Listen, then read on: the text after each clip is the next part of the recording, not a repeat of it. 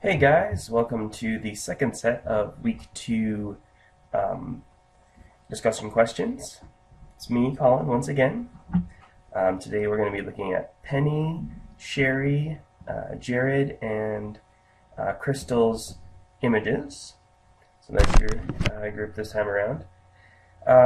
Just right off the top, I'm going to say there were a few people who had a little confusion here.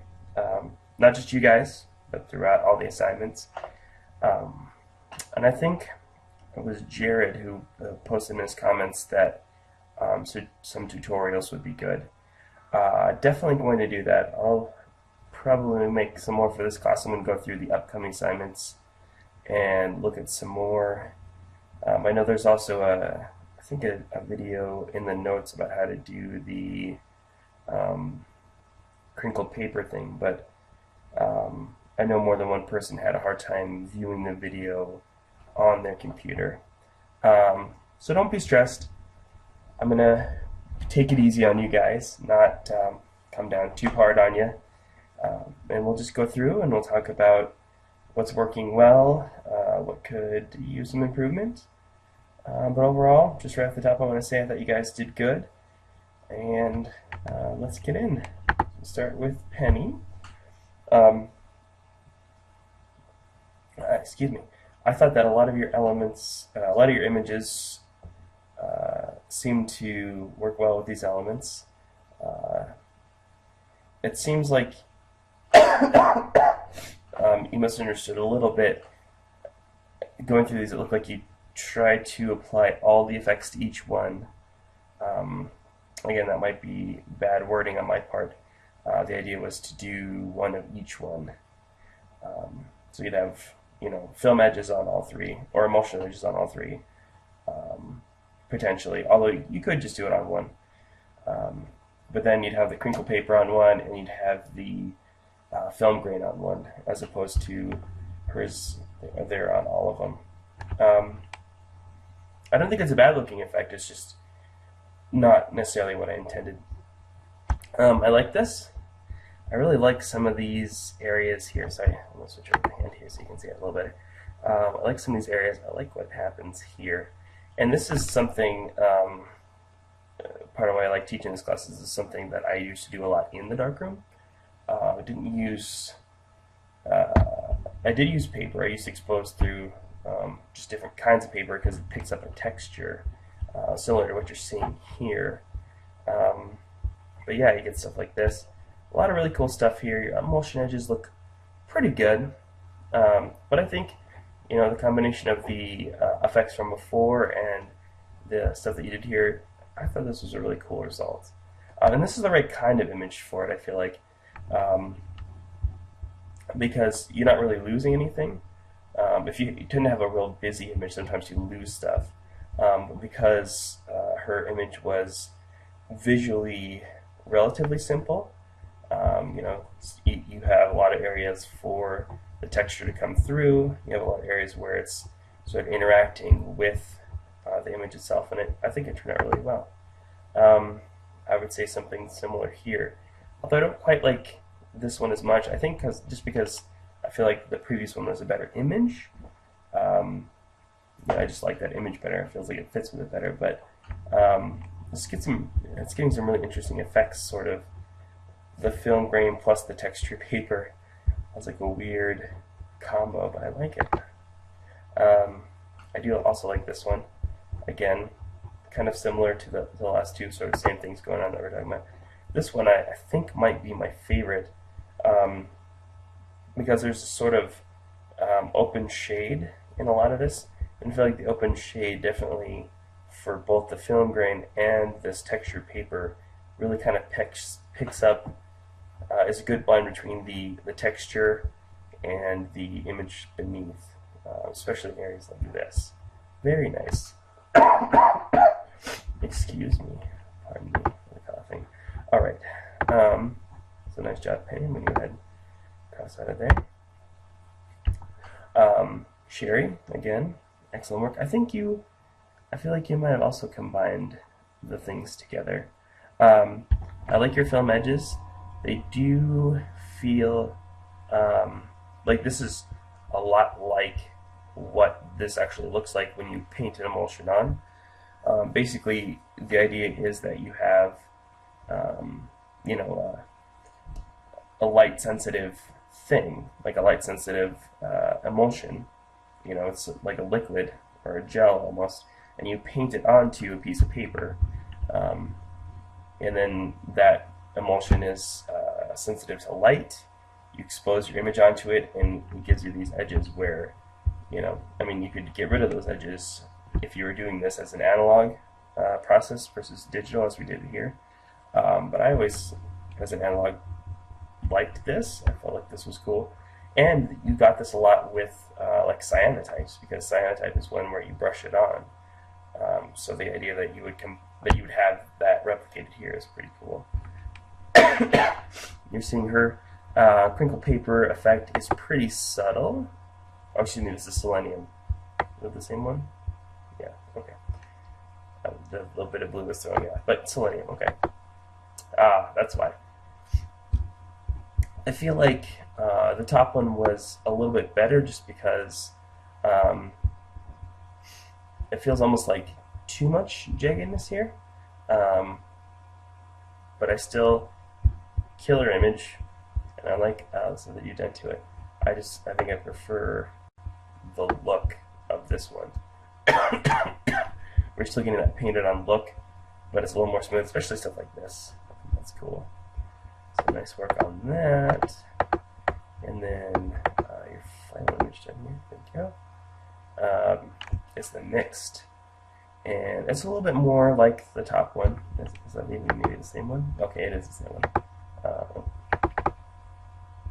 Right, because I'm sort of looking at the edges, seeing if maybe it's the... Okay, it is. Excuse me. But again, stuff like this really makes it look like that painted on thing, because you would get this where the emulsion would be brushed on really light. As with pennies, the intent wasn't necessarily to combine the crinkled paper look and the film grain, but I think that it turned out great. And I would say that that is as much my fault as your fault, just for not writing clear directions on this. So live and learn. Not actually a really a problem that I've run into in the past, but you know, that doesn't mean that it's not a legit thing. Let's move on to Jared's. And he has these JPEGs. So the edges, this one is the edges one. I think you might have missed of course, now having watched the other ones, you can see what those edges are supposed to look like. I think you might have just gotten a little bit off on that one. Still looks good though. Film grain.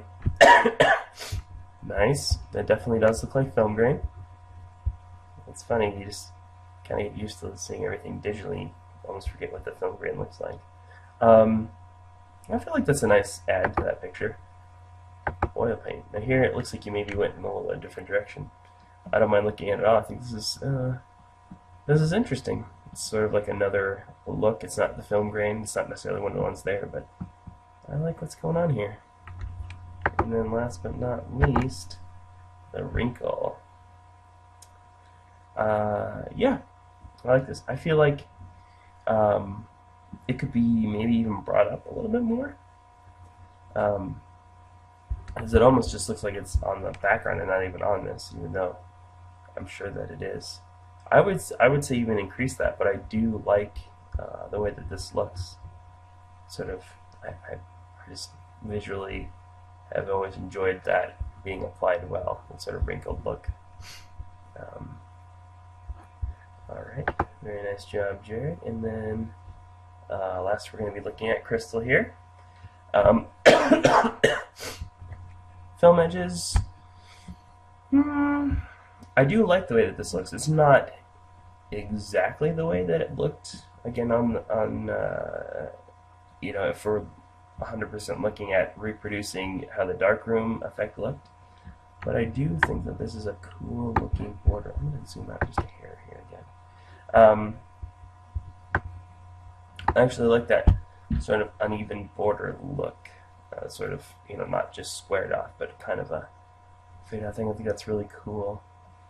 And it definitely looks like you took some time doing it. I think that looks great. Film grain. Definitely looks like a film grain image. And yeah, absolutely. I'm not really like that. What was the other one? Now this, I think, actually turned out, of your three different effects, the most sort of interesting and cool, because you do have that sort of crinkle paper look, but then you also have the edges. They almost look like burnt edges, and I feel like it fits with also well with the sepia, and I think it's really kind of adding something to this image. I'm going to zoom in just to hear how this one. Oops. And of course, but I think very cool effect. Yeah, absolutely.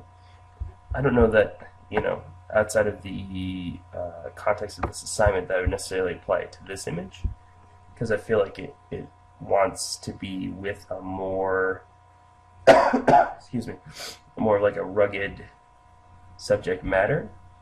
But I think the effect looks great, and I think that it more than satisfies the sort of requirements of this assignment. So very nice, very nice. I thought you guys all did good work, and I feel like the confusion is mostly because it's not just one person. It's probably coming from my end. So I'm not going to knock off really any points for that. So yeah, absolutely, guys. Well, that is the end of this video. I tried to make this one a little bit shorter because I know the last series of videos were running like half hour plus. So I tried to make this one a little bit more trim, but still give you guys, sort of balance it with some good information about your techniques and about your images themselves. So the word that you want to post in your response to let me know that you watched the video is, it's actually two words, grizzly bear. Grizley? L-Y? Just type it on your computer. Your spell checker will do it for you.